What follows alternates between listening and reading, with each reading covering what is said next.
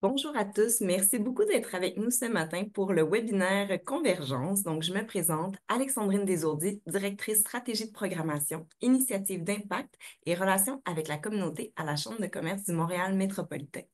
Je vous souhaite la bienvenue pour ce webinaire Convergence, qui s'inscrit justement dans cette grande initiative qui est portée par la Chambre et la BMO avec l'appui de plus de 20 partenaires, dont le gouvernement du Québec.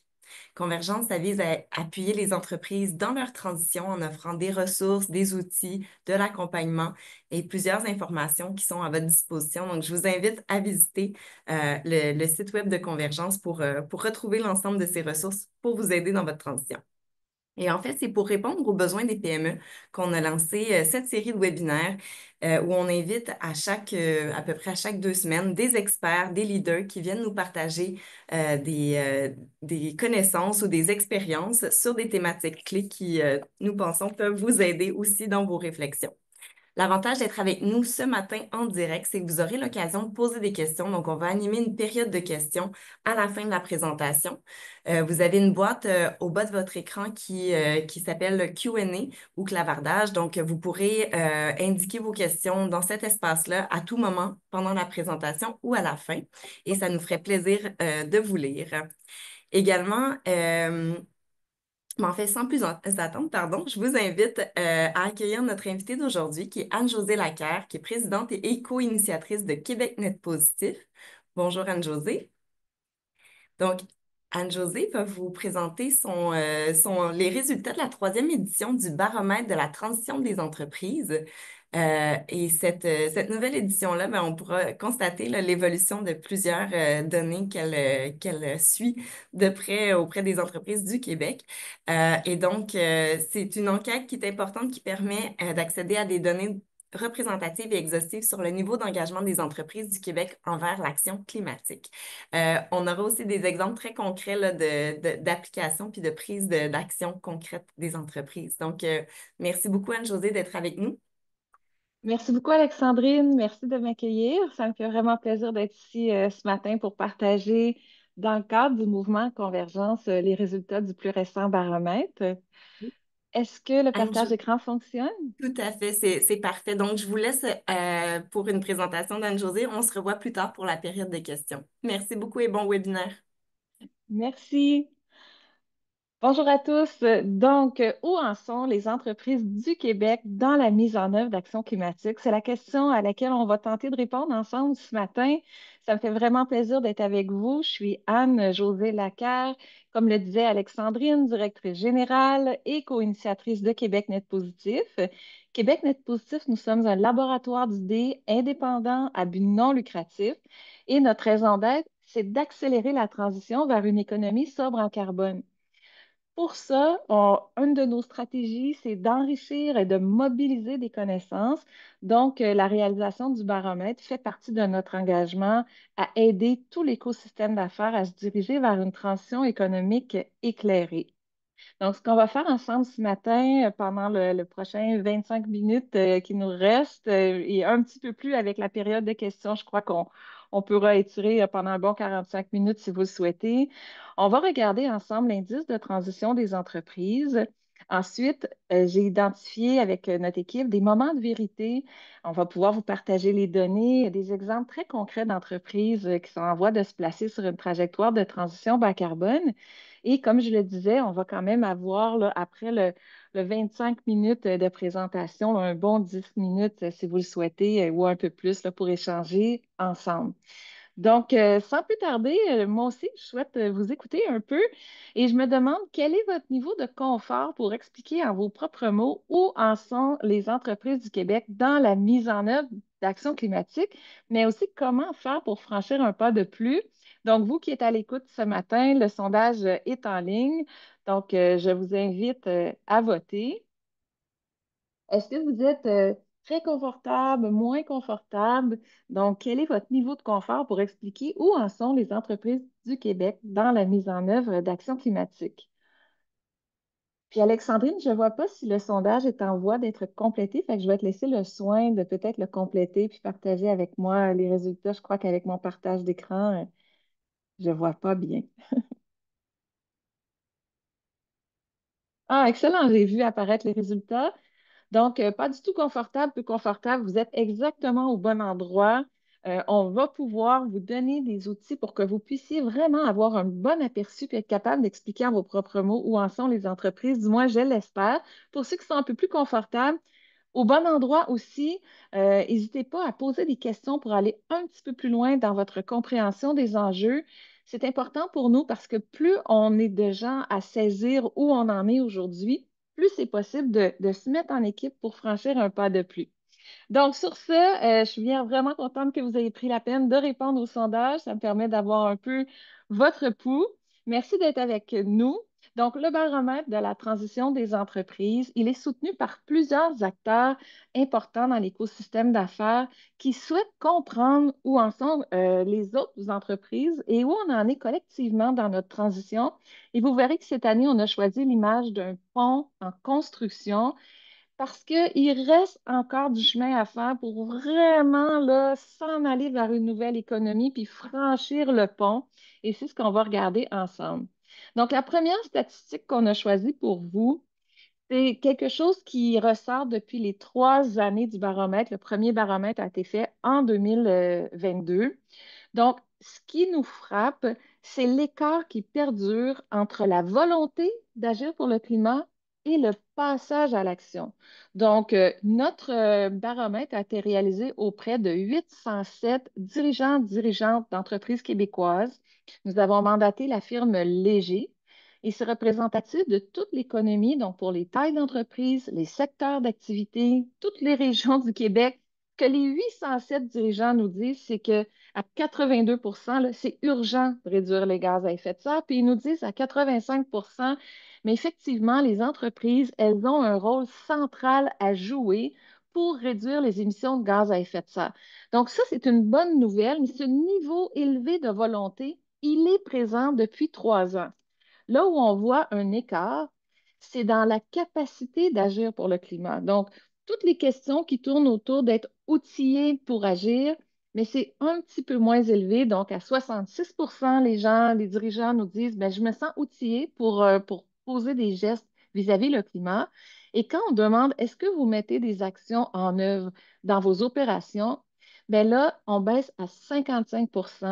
Puis si on demande, est-ce que vous êtes témoin d'exemples concrets que la transition, elle est en cours dans votre secteur d'activité, ce sont 23 des dirigeants qui nous disent être témoins d'exemples concrets que la transition, elle est en cours. C'est une tendance à la hausse, mais ça reste quand même ça laisse beaucoup de place à l'amélioration pour voir que la transition, elle est en cours. Donc, l'écart entre la volonté dans les 80 et la mise en œuvre d'actions climatiques autour des 50 là, demeure très grand et c'est une tendance là, qui se maintient d'une année à l'autre au cours des 3 dernières années. Donc, ce que je veux vous parler, c'est l'indice de transition des entreprises.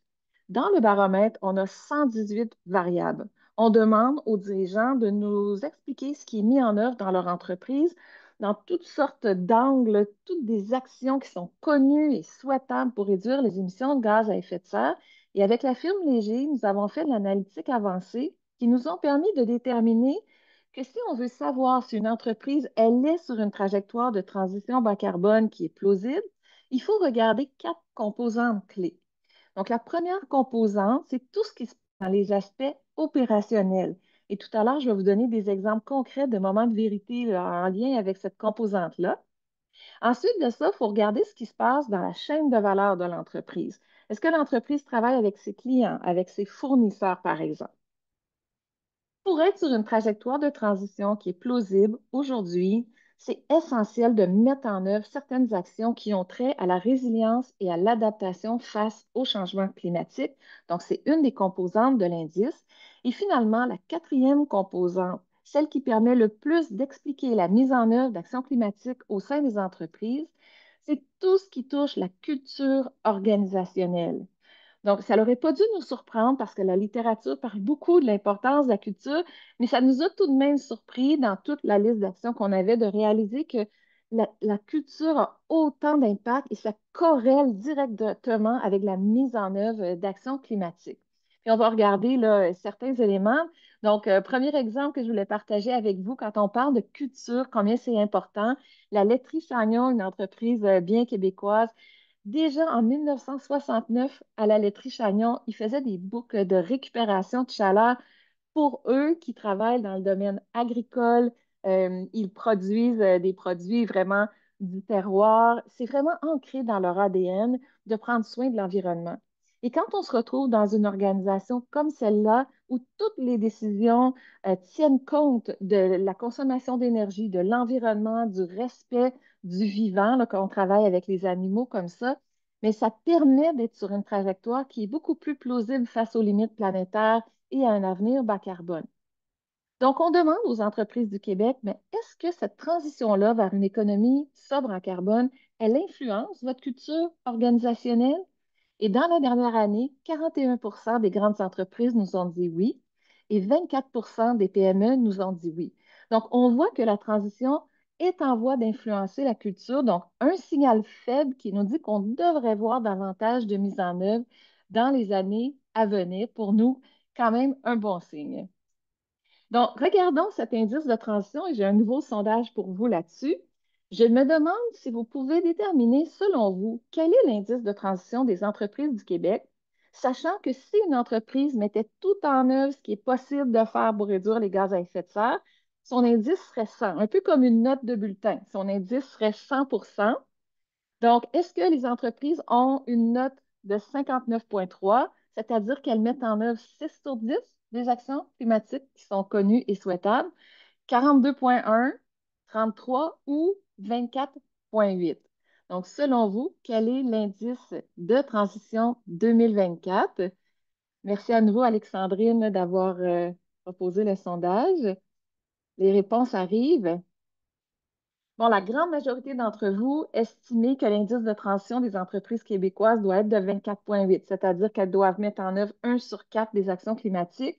Certains pensent 33, 42,1 personnes pensent 59. Votre intuition, elle est quand même bonne. On est encore au début d'une transition. Et en fait, l'indice de transition moyen pour 2024 est de 33. Donc, pour ceux qui avaient la bonne réponse, bravo. Euh, 33, ça veut dire que les entreprises du Québec mettent en œuvre le tiers des actions climatiques qui sont déjà connues et souhaitables de mettre en œuvre pour réduire les gaz à effet de serre. Je vous montre ici la répartition, l'indice moyen à 33. Comme vous pouvez voir, il y a beaucoup d'entreprises en bas de la moyenne. En fait, 61 des entreprises québécoises sont en bas de la moyenne et 39 sont en haut de la moyenne. Donc, nos PME à 39,6 sont un petit peu en haut de la moyenne. C'est les entreprises ici, quand on dit PME, c'est celles entre 10 et 249 employés. Pour les plus petites entreprises de 9 employés et moins, il y a moins de mise en œuvre d'actions climatiques à l'heure actuelle. Et pour ce qui est des grandes entreprises de 250 employés et plus, il y a davantage de mise en œuvre d'actions climatiques. Ce que je vais vous présenter maintenant, c'est les résultats de la segmentation des données.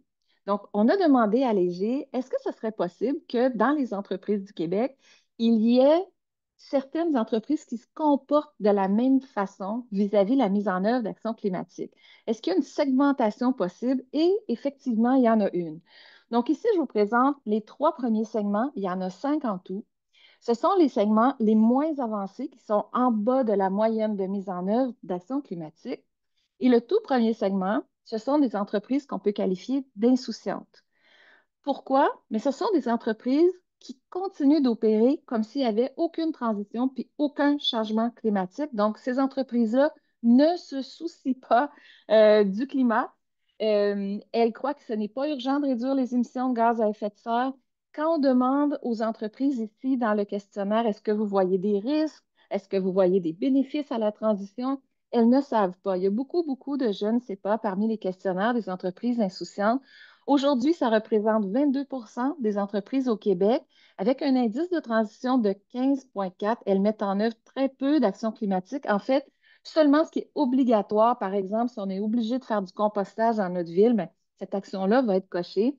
Mais autrement que ça, chez les insouciantes, on ne voit vraiment pas de mise en œuvre d'actions climatiques. Ensuite, il y a deux groupes qui ont à peu près le même indice de transition, mais deux approches et deux stratégies très différentes et ça se reflète dans plusieurs des questions du baromètre. Tout d'abord, les immobiles représentent 16 des entreprises au Québec avec un indice de transition de 28,9. Donc, elles mettent en œuvre presque 3 sur 10 des actions climatiques connues et souhaitables. Ce qui fait bouger les entreprises immobiles, c'est essentiellement une forte perception de risque. Elles croient que c'est urgent de réduire les gaz à effet de serre. Elles ont de la pression réglementaire ou des exigences de conformité de la part de leurs clients et c'est pourquoi elles mettent en œuvre des actions climatiques. Ensuite, on a 29 des entreprises du Québec qu'on peut qualifier d'enthousiastes, même niveau de mise en œuvre d'actions climatiques, mais une motivation très différente. Évidemment, elles voient les risques, elles pensent aussi que c'est urgent de réduire les gaz à effet de serre, mais elles voient énormément d'occasions d'affaires et de bénéfices à saisir. Donc, les enthousiastes poussent en l'air, elles veulent agir pour le climat et on a mis une petite feuille de papier dans leurs mains parce qu'elles, elles se demandent comment faire et elles veulent en faire plus. Contrairement aux immobiles qui ne cherchent pas à en faire plus et qui sont en attente de se faire pousser par soit davantage de réglementation ou davantage d'exigences. Ce que je veux noter ici, c'est qu'on s'est rendu compte que chez les immobiles, bien que ce soit 16 des entreprises, c'est énormément d'emplois. Les immobiles sont le groupe où il y a la plus grande proportion d'emplois au Québec. Donc, très, très important de pouvoir faire bouger ces entreprises immobilières-là vers l'avant si on veut se retrouver avec de plus en plus de Québécois qui travaillent Québécois, Québécoises dans des entreprises qui sont alignées bas carbone. Le deuxième groupe d'entreprises, celles qui mettent en œuvre le plus d'actions climatiques, définitivement en haut de la moyenne, a débuté par nos entreprises engagées. Vous voyez, on a mis des petits barbotins dans la main là, parce qu'elles mettent en œuvre beaucoup d'actions climatiques. Et les engagés, ce sont 17 des entreprises québécoises avec un indice de transition de 42. Et ce qui différencie les engagés, principalement, c'est qu'elles comptent sur de l'expertise environnementale à l'interne ou à l'externe et elles travaillent avec leurs parties prenantes, avec leurs clients, avec leurs fournisseurs. Finalement, la cinquième stratégie qu'on a pu déceler chez les entreprises québécoises, on peut qualifier ces entreprises-là de visionnaires. 16 des entreprises avec un indice de transition moyen de 60.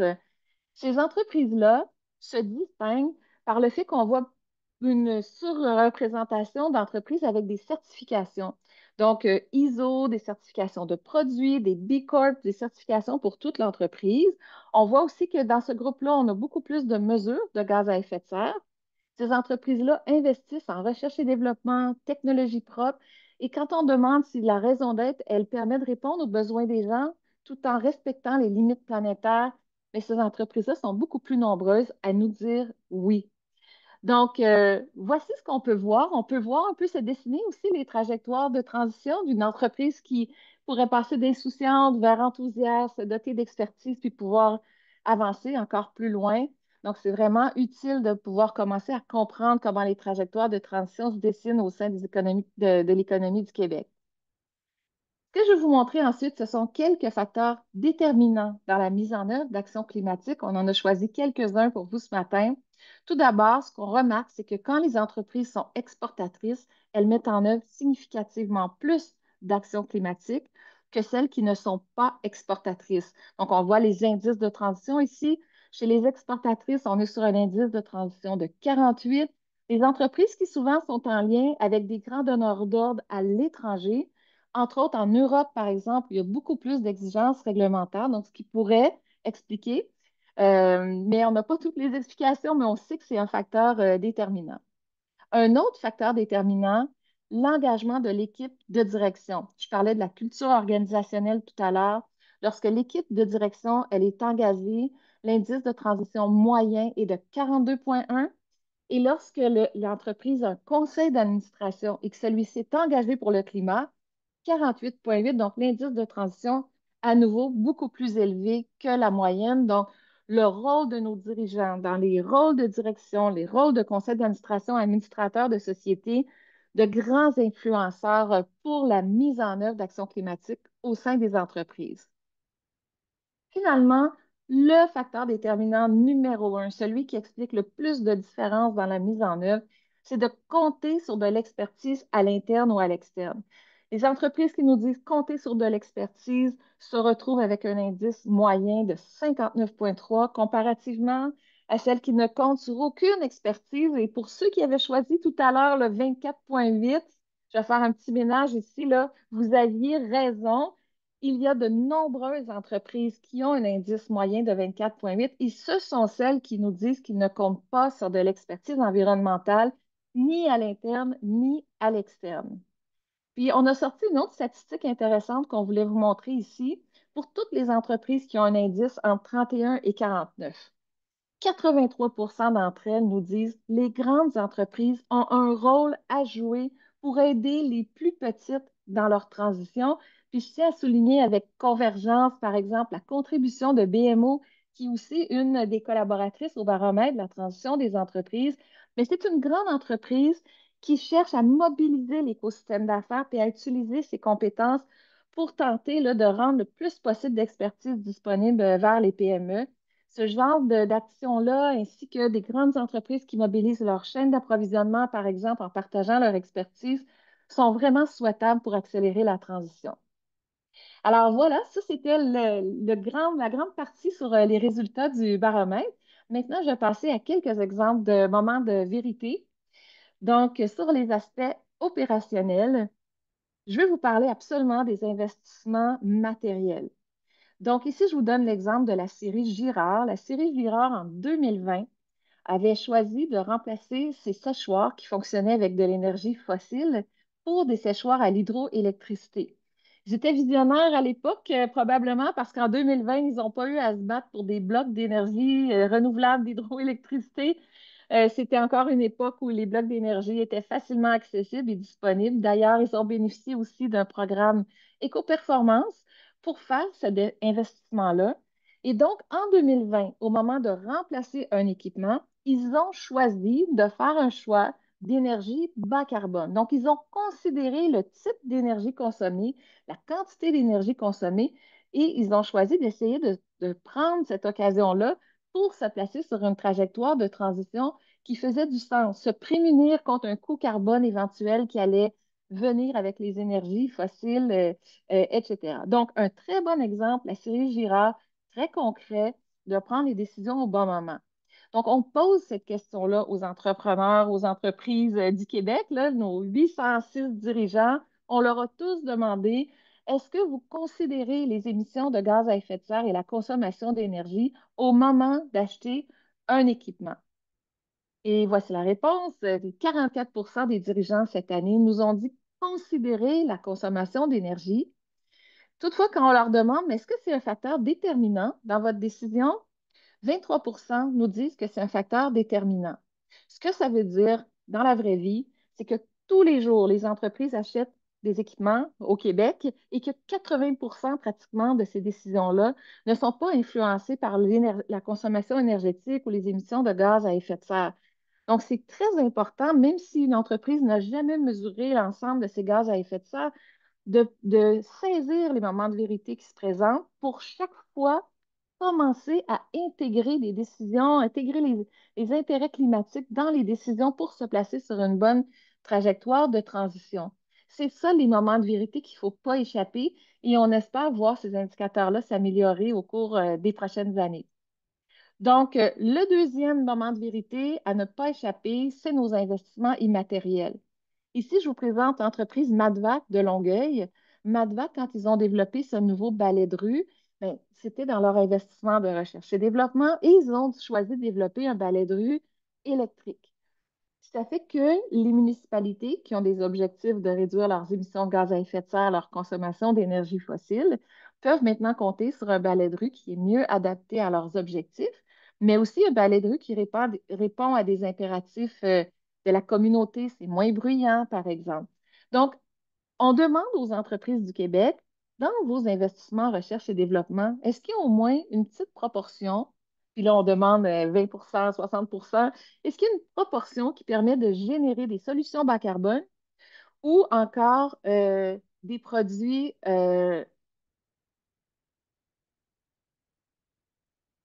m'excuse Alexandrine, il y a eu un appel de sondage. Bon, je vais poursuivre. Donc, 24 des entreprises du Québec nous disent qu'il y a au moins une portion de leurs investissements qui va générer des solutions bas carbone. Ensuite de ça, l'autre élément clé à regarder, c'est la performance des produits. Ici, on a l'entreprise Lyon qui avait développé des produits électriques. On a l'entreprise BRP aussi. Mais ce qu'on voit beaucoup dans le marché, ce sont des entreprises comme Michelin, par exemple, qui sont en train de vendre leurs produits au nombre de kilomètres parcourus. Donc, plutôt que de vendre des pneus, ils vendent un service d'adhérence à la route et ils optimisent les produits de façon à ce qu'ils durent le plus longtemps possible puisqu'ils en conservent la propriété. Donc, il y a de l'éco-conception derrière ça, il y a des étiquetages maintenant éco-responsables sur certains des produits et on commence à voir ça de plus en plus. Donc, on demande aux entreprises du Québec, est-ce qu'il y a certaines certifications en lien avec vos produits? Et 23 des entreprises du Québec nous indiquent qu'ils ont effectivement des certifications en lien avec leurs produits. Les moments de vérité dans la chaîne de valeur, mais tout ce qui se passe au niveau de l'approvisionnement responsable, c'est quelque chose qui est vraiment en voie de changer l'économie du Québec. Cascade, qui le fait depuis des années, aujourd'hui, utilise une forêt urbaine, 100 de fibres responsables. Lorsqu'ils ont besoin des fibres dans les forêts, ce sont des forêts certifiées. Ils sont également engagés envers la circularité, à être 100 d'énergie renouvelable. Et ils travaillent avec leurs fournisseurs. Et ils sont eux-mêmes fournisseurs de grandes entreprises. Donc, on leur pose beaucoup de questions. Et quand on demande aux entreprises du Québec, est-ce que vous travaillez avec vos fournisseurs pour mettre en œuvre des actions pour réduire les gaz à effet de serre? La réponse, c'est 14 des entreprises du Québec travaillent avec leurs fournisseurs. Au niveau de la mobilisation des clients, ici, je vous donne l'exemple de l'entreprise Lufavor, de l'entreprise Lufa, qui, pour elle, ses clients, c'est une communauté de Lufavor. Donc, ils leur ont même donné un nom. Ils mobilisent beaucoup d'approvisionnement responsable, donc plein de producteurs locaux pour ajouter des fruits dans leur panier, des légumes, toutes sortes de produits. Mais ils produisent aussi leurs propres légumes sur les toits. Et c'est une très bonne façon pour eux là, de travailler avec les consommateurs pour choisir des points de cueillette de proximité et d'offrir une alimentation santé locale avec moins de gaz à effet de serre. Et quand on demande aux entreprises du Québec, est-ce que vous travaillez avec vos clients pour réduire les émissions de gaz à effet de serre? Ce sont 23 des entreprises qui nous disent travailler avec leurs clients. On a une petite flèche ici, c'est une tendance à la baisse par rapport à l'année dernière. Finalement, le moment de vérité qu'on a choisi de vous présenter aussi, c'est les modèles d'affaires. Ici, on a l'exemple de l'entreprise Soleno, un modèle d'affaires très intéressant. Ils utilisent les résidus de nos bacs bleus pour fabriquer des tuyaux qui permettent de créer des infrastructures pour gérer les surplus d'eau là, qui nous arrivent à cause des changements climatiques. Donc, une entreprise là, qui est tout à fait en train d'aligner un modèle d'affaires qui permet d'avoir du sens dans un avenir bas carbone et aussi d'aider les communautés à faire face aux changements climatiques. Et quand on demande aux entreprises du Québec, est-ce que votre entreprise elle est prête à opérer dans une économie bas carbone? 18 nous ont dit cette année être tout à fait prêtes à opérer dans l'économie bas carbone, 33 en voie de s'y préparer. Un exemple d'entreprise en voie de s'y préparer, ben, c'est l'entreprise Énergir, donc tout le secteur pétrole et gaz qui est en pleine transformation. Et un exemple concret, ce sont les vendeurs de gaz d'Énergir qui auparavant étaient récompensés pour le volume de gaz vendu sont devenus des représentants en solutions énergétiques. Et maintenant, ils sont récompensés s'ils permettent de créer de l'efficacité énergétique, de la productivité, de réduire le volume de gaz vendu. Donc, beaucoup, beaucoup de changements pour beaucoup, beaucoup de gens dans l'économie du Québec et des modèles d'affaires inspirants, par exemple l'agriculture régénérative où on veut régénérer les sols. Trana fait des ententes avec des producteurs locaux, par exemple, pour les graines de citrouille. On a des entreprises comme Camic qui existent depuis 125 ans, mais qui sont constamment en recherche et développement pour maintenant, ils recyclent 175 000 paires de bottes par année et leurs produits sont parfaitement démontables et recyclables. Et un autre excellent exemple, ce sont plusieurs microbrasseries qui avaient beaucoup de demandes pour leurs produits, qui se sont mis ensemble et plutôt que chacune agrandir leur microbrasserie, ils ont créé le collectif brassicole ensemble. Ce que ça leur a permis, c'est de mutualiser leurs ressources. Donc, ils ont des brasseurs qui ont chacun leur recette, mais ils partagent les mêmes équipements. Donc, on voit ça, c'est de la coopétition, la coopération entre compétiteurs. Ils travaillent en approvisionnement local. Ils ont un bon volume. Ça leur permet de rencontrer leurs exigences d'agriculture biologique. Donc, continuer d'offrir leur bière biologique, mais aussi toutes les drèches de toutes ces microbrasseries maintenant sont au même endroit, donc un grand volume de drèches, peut-être plus difficile à gérer, mais un grand potentiel d'économie circulaire et de trouver d'autres usages pour ces drèches qui se retrouvent maintenant tout au même endroit. Donc, je veux vous rappeler que pour être sur une trajectoire de transition, l'élément clé, c'est vraiment de compter sur de l'expertise à l'interne ou à l'externe. J'espère là, que ce que j'ai partagé avec vous vous permet d'être mieux en mesure d'expliquer où en sont les entreprises du Québec dans la mise en œuvre d'actions climatiques. Puis maintenant, Alexandrine, je ne sais pas si c'est encore possible, mais de rappeler le petit sondage, je l'ai vu passer un petit peu plus tôt, mais à la suite de ce webinaire, quel est votre niveau de confort pour expliquer en vos propres mots où en sont les entreprises du Québec dans la mise en œuvre d'actions climatiques? Ça va nous permettre de voir si votre niveau de confort s'est accru. Parfois, le niveau de confort décroît et c'est pourquoi on va suivre ça avec une période de questions-réponses là, en compagnie d'Alexandrine et en votre compagnie.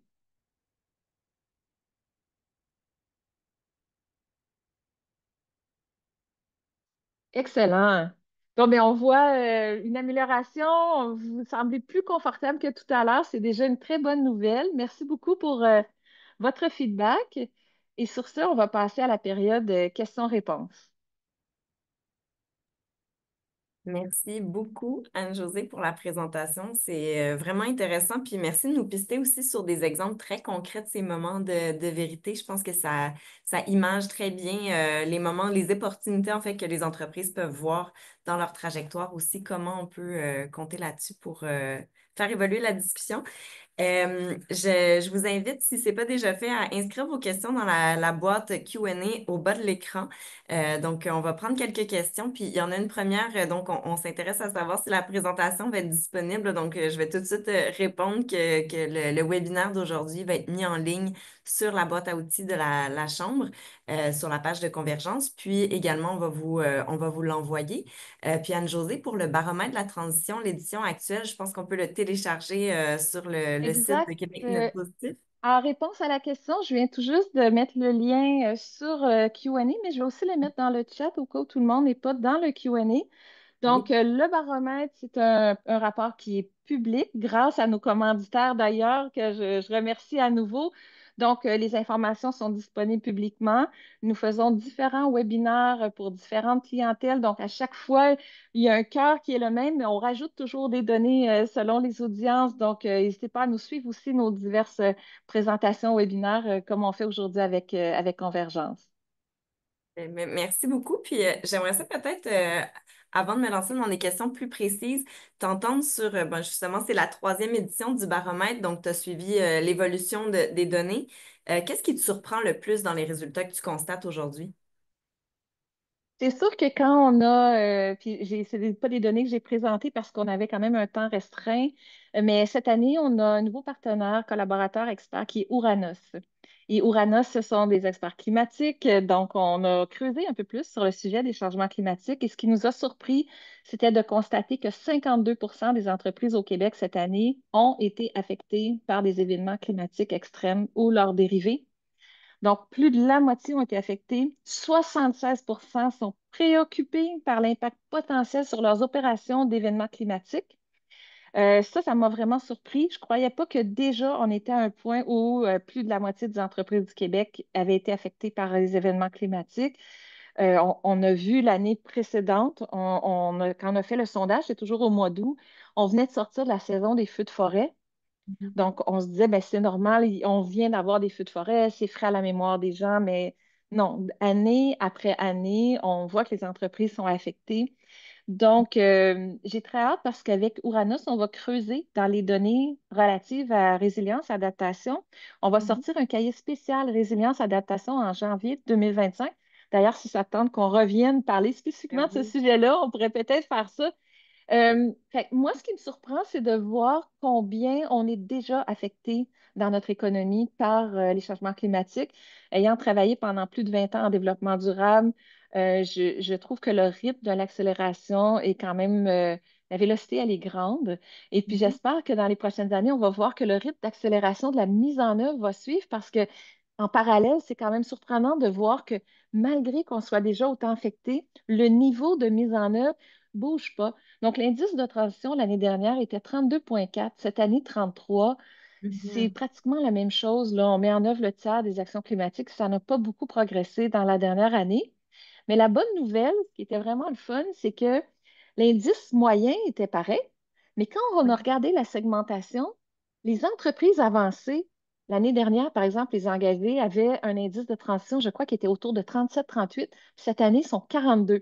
Donc, ceux qui mettaient en œuvre voient des bénéfices, puis en font plus qu'avant. Mais ceux Mhm. qui ne voyaient pas nécessairement encore les bénéfices, eux autres ne bougent pas. Donc, ce qui explique qu'en moyenne, ça ne bouge pas, mais en fait, ceux qui avancent, ils avancent, là. Pour eux autres, là, c'est vraiment euh, être un employeur de choix pour nos employés, Mhm. attirer du nouveau talent, se positionner comme un fournisseur de choix auprès de nos clients. Ce qui est le principal élément déclencheur du passage à l'action cette année, c'est de réduire les coûts. Ça aussi, ça nous a surpris. On s'est dit, ah, bon, finalement, mettre en œuvre des actions climatiques, puis le côté économique, c'est vraiment en train là, de prendre forme, de devenir indissociable. On le disait depuis des années, ça fait du sens, ça devrait devenir indissociable, mais là, on commence vraiment à le voir là, que c'est quelque chose qui se pointe, là. Fait que dans nos signaux faibles, là, beaucoup de signaux positifs, mais bon, en moyenne, ça ne se traduit pas encore avec un indice de transition qui progresse. Mais c'est vraiment intéressant ce que tu soulignes. Je pense que par rapport à, tu nous présentais les personas un petit peu plus tôt avec les entreprises immobiles enthousiastes. Puis je voyais dans les arguments que tu mettais de l'avant que celles qui étaient enthousiastes voyaient peut-être quand on mettait de l'avant les bénéfices et donc les bénéfices économiques en font partie ou quand on voit des bénéfices concrets aussi de nos premières actions, c'est peut-être là aussi où ça nous donne envie de poursuivre la démarche puis de l'accélérer. J'aimerais te poser peut-être une question qui vient de notre public. Donc, on nous demande quelles sont les ressources disponibles pour favoriser et faciliter la transition des entreprises vers une économie sobre en carbone. Puis là, il y en a énormément, mais est-ce qu'il y en a peut-être certaines que tu aimerais mettre de l'avant? Puis, je sais que dans les données que tu présentais tout à l'heure, tu parlais de l'importance aussi d'avoir des experts internes, externes dans les entreprises. Donc, peut-être tu veux faire du pouce un peu là-dessus. Ben oui, mais c'est pour ça que les Québec Net Positif, on était tellement heureux de contribuer à Convergence, parce que Convergence vise justement à répertorier toutes les expertises disponibles pour les entreprises de la grande région de Montréal, puis de les mettre à la disposition de ces entreprises-là. Donc, je sais que dans Convergence, il y a des répertoires de ressources. Il y a des très bons répertoires de ressources aussi au Québec, par exemple, avec le Fonds Écolidar. Il y a un répertoire des experts Écolidar qui vous permet de rechercher un expert en fonction de différentes thématiques de développement durable, sachant que ce sont tous des experts qui ont déjà réalisé des mandats dans ces différents sujets-là. Ça, c'est aussi un bon endroit. Je pense que au lieu de vous dire quelle expertise il y a, parce que c'est vraiment un des grands défis en ce moment, c'est se retrouver dans la mer de ressources qu'il y a de disponibles, Ok. c'est de vous faire penser aux critères clés à prendre en compte pour choisir un bon expert pour vous ou une bonne ressource pour vous.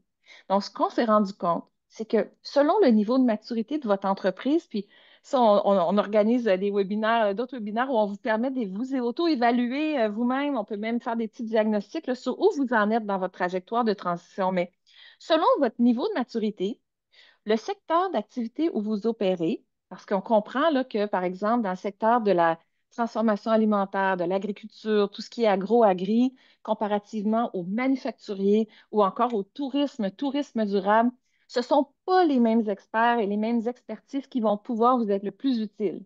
Si vous êtes une entreprise insouciante, par exemple, il y a des organisations qui sont super bonnes pour vulgariser ce qui est en train de se passer, puis pour vous aider à commencer à voir comment ça peut impacter votre entreprise, puis vous faire réaliser les risques. Donc, on n'a pas besoin des mêmes choses que si on est un visionnaire où là, il y a des consultants qui ne travaillent pratiquement qu'avec des entreprises engagées visionnaires, puis les autres, c'est leur clientèle idéale, puis ils vont être capables d'aller très, très loin parce qu'ils sont très, très experts. Donc, votre niveau de maturité, le secteur d'activité où vous opérez, votre région. Dans toutes les régions du Québec, ici, on est à Montréal, on a la chance d'avoir le programme, le projet, l'initiative Convergence. Mais dans la région de Québec, il y a un mouvement Entreprise verte Québec avec les corporations de parcs industriels, l'Université Laval qui fait la même chose. Et dans toutes les régions du Québec, que ce soit l'Estrie, la Montérégie, il y a des experts, il y a ADER en Estrie, Comité 21. Donc, dans votre région, soyez à l'affût. À partir d'un expert, les écosystèmes se connaissent quand même bien. Ils peuvent s'auto-référer les uns les autres vers les bonnes ressources taille de votre entreprise. Donc, selon votre niveau de maturité, votre secteur d'activité, votre région et votre taille, vous n'aurez pas nécessairement les mêmes experts qui vont pouvoir vous être le plus utile au moment où vous en avez besoin. Donc, je pense que ce qui est important, c'est de bien se connaître, puis de bien exprimer qui vous êtes dans l'écosystème. Puis à partir de là, dans l'écosystème, les gens vont être capables d'un peu mieux vous aider. Ici, chez Québec Net Positif, on aime bien faire de l'aiguillage-maillage. Donc, si vous, vous connaissez puis vous cherchez certaines ressources, vous êtes une PME, n'hésitez pas à venir vers nous. On est toujours curieux de voir quels sont vos besoins puis de pouvoir vous aiguiller. On a une cartographie avec 850 parties prenantes dans tout l'écosystème québécois. Donc, c'est fort possible là, qu'on puisse vous aider aussi. Merci beaucoup. Puis je pense que ça donne des très bonnes pistes. Donc, il y a premièrement peut-être un petit autodiagnostic à faire, de bien comprendre on en est où. Puis j'aime que tu soulignes aussi, selon le secteur d'activité, peut-être que nos besoins sont différents. Puis c'est vrai que je vous invite à visionner là, la cartographie de Québec Net Positif. C'est très exhaustif, très complet. On voit beaucoup de joueurs sur cette carte-là.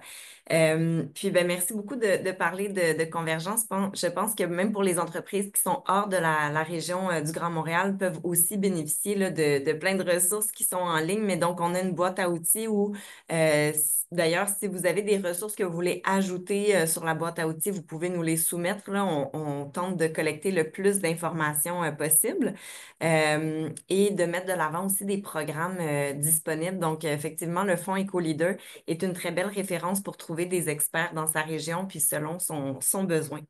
Merci énormément. J'aimerais peut-être revenir sur les données qui ont été présentées. On a remarqué qu'il y avait une baisse depuis 2023 sur la collaboration des entreprises avec leurs clients pour aider à réduire les émissions à gaz à effet de serre. Selon toi, qu'est-ce qui expliquerait cette baisse-là dans les résultats? Mhm. Ben, c'est sûr que cette année, l'année dernière, on avait 600, je crois que 600 quelques répondants, cette année 806. Donc, on est allé cette année avec plus de répondants, plus de représentativité dans toutes les régions. Donc, est-ce que ça veut dire que notre évaluation de l'année dernière, elle n'était pas tout à fait exacte? Puis maintenant qu'on a une représentativité vraiment bonne de toutes les régions, c'est plus, un petit peu plus représentatif. Une tendance à la baisse, ce que ça veut dire, c'est que définitivement, là, on voit moins d'entreprises travailler avec leurs clients. Mhm. Qu'est-ce qui peut expliquer ça? C'est C'est correct, on n'a pas la réponse non plus. Ouais, non, je sais, c'est que j'essaie de corréler avec le fait qu'on a nos entreprises exportatrices, non exportatrices, et on voit que dans les exportatrices, les collaborations avec les clients sont plus proches parce qu'il y a beaucoup d'exigences chez les grands donneurs d'ordre. Fait que, écoute, je pense que j'ai besoin de creuser vraiment Poser la la question question. pour comprendre qu'est-ce qui pourrait l'expliquer. Euh, Tout ce qu'on sait, par exemple, c'est que c'est essentiel de pouvoir travailler par chaîne de valeur. Donc, Mhm. c'est pour ça qu'on pose des questions sur les clients puis sur les fournisseurs pour essayer de voir ce qui se passe dans les chaînes de valeur.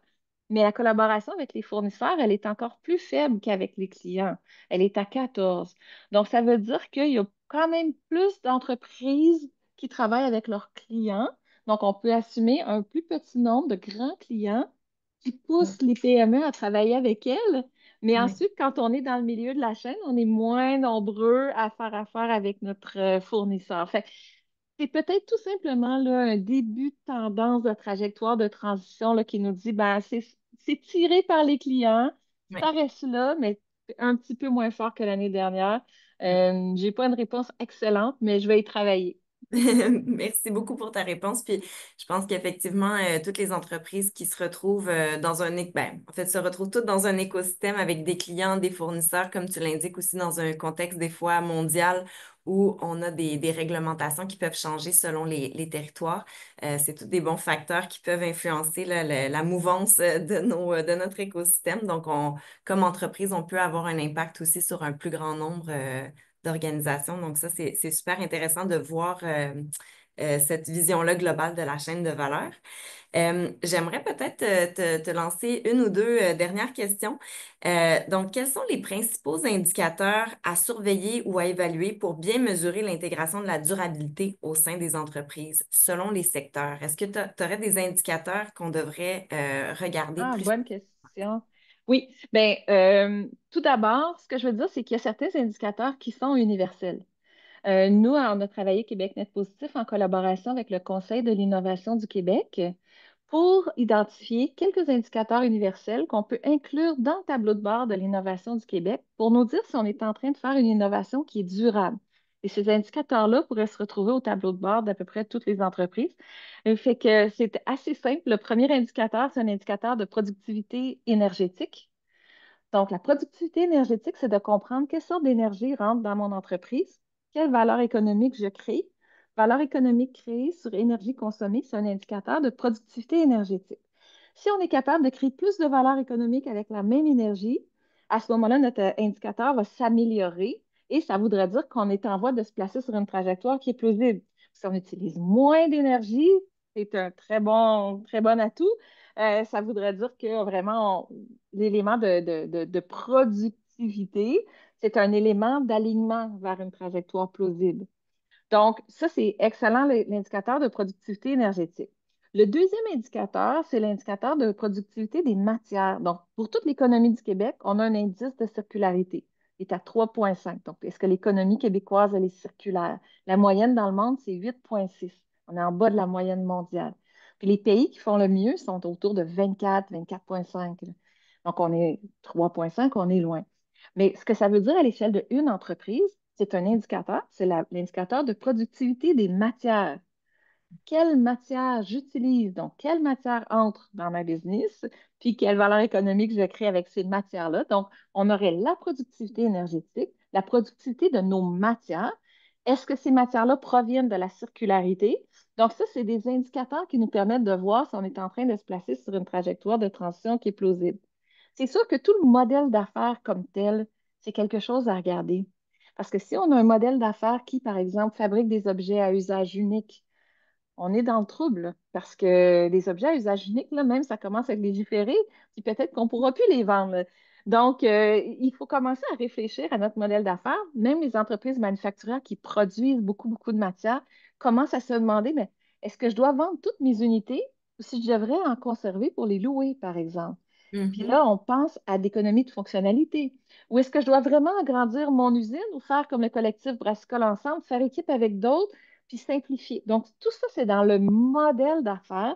Puis souvent, dans notre tableau de bord a été conçu pour notre modèle d'affaires actuel. Fait que c'est très difficile de faire évoluer notre tableau de bord vers un autre modèle d'affaires. C'est au moment stratégique, la gouvernance de notre entreprise, c'est des choses qu'il faut voir d'un petit peu plus haut puis un petit peu plus loin que juste des indicateurs dans notre tableau de bord pour vraiment s'assurer qu'on va être bien adapté à la transition. C'est extrêmement intéressant ce que tu apportes. Je pense que pour toutes les entreprises, en fait, il y a la réflexion sur le modèle d'affaires, elle est fondamentale dans l'organisation. Donc, l'arrimage aussi entre le modèle puis le modèle économique puis l'environnement va se placer de soi aussi avec les changements du marché. Donc ça, c'est aussi très intéressant. Puis pour ceux qui seraient peut-être un peu craintifs là, parce que on parle quand même d'un grand remaniement d'un modèle d'affaires, ça peut faire peur des fois pour une entreprise qui est pas de cette nature-là à la base, là, qui n'est pas une entreprise d'impact nécessairement. Je vous invite peut-être à revoir le webinaire qu'on a réalisé avec Recyc Québec, justement, où on parlait des premières peut-être actions qui peuvent être posées, donc qui se retrouvent dans la boîte à outils Convergence, mais dans ce webinaire-là, on abordait justement quelles sont les premières étapes qu'on peut faire pour augmenter notre circularité, mais sans non plus repenser notre modèle d'affaires le jour 1. Des fois, ça peut être un peu épeurant là, pour une entreprise qui est dans un modèle traditionnel. Anne-Josée, j'ai une dernière question pour toi avant qu'on fasse la conclusion de ce webinaire. J'aimerais simplement te poser la question. Je sais que Net Positif, vous avez plusieurs webinaires, vous avez plusieurs rapports, vous avez plusieurs communautés de pratique. Est-ce qu'il y a des éléments que tu aimerais proposer à nos auditeurs aujourd'hui, des choses peut-être que tu aimerais les inviter à suivre dans les prochaines semaines ou à revisionner que vous avez réalisé dans les dernières semaines? Ah, ben merci beaucoup pour l'offre. Mais nous avons une communauté de pratique qui s'appelle Accompagner les PME dans l'action climatique, qui compte aujourd'hui 180, même un peu plus personnes dans 15 régions du Québec. Tous des gens qui sont en développement économique dans des villes, des municipalités, des experts, des consultants, tous des gens qui ont à cœur là, l'action climatique dans les PME du Québec. Si vous voulez rejoindre notre communauté de pratique, simplement aller sur notre site web. C'est possible de s'y inscrire pour faire partie de ce grand réseau de personnes là, qui partagent. Depuis les 2 dernières années, hier, c'était notre événement de clôture de notre initiative de recherche-action collaborative PME en transition qui vise à identifier les meilleures avenues pour aider les PME manufacturières dans leur transition. Et le rapport final va être publié le 11 décembre prochain. Donc, être à l'affût là, de notre page LinkedIn, notre site web. Surtout, on utilise vraiment LinkedIn comme réseau principal de communication. Et en venant sur notre site web, vous pouvez aussi vous inscrire à notre infolette pour être à l'affût de nos prochaines publications, nos prochains webinaires et toutes nos nouvelles. Excellent. Merci énormément pour la présentation d'aujourd'hui. Je pense que ça nous allume en tout cas sur des actions qui peuvent être posées ou enfin même se questionner à quelle posture on se retrouve parmi les personas. Donc, j'espère que ça aura allumé quelques lumières chez nos participants. Donc, juste avant de vous laisser, je vous remercie pour votre participation à tous, puis je vous invite bien sûr à découvrir là, l'ensemble des ressources des autres webinaires qui sont mis en rediffusion également sur la page de Convergence. On a également une série de balados qui s'appelle S'entretenir avec plusieurs intervenants. Donc, ça aussi, ça peut être une belle source d'inspiration. Et donc, merci beaucoup d'avoir été avec nous. Je vous souhaite une très belle journée. Puis à notre prochain webinaire, ça va nous faire plaisir de vous revoir. Merci beaucoup. Merci.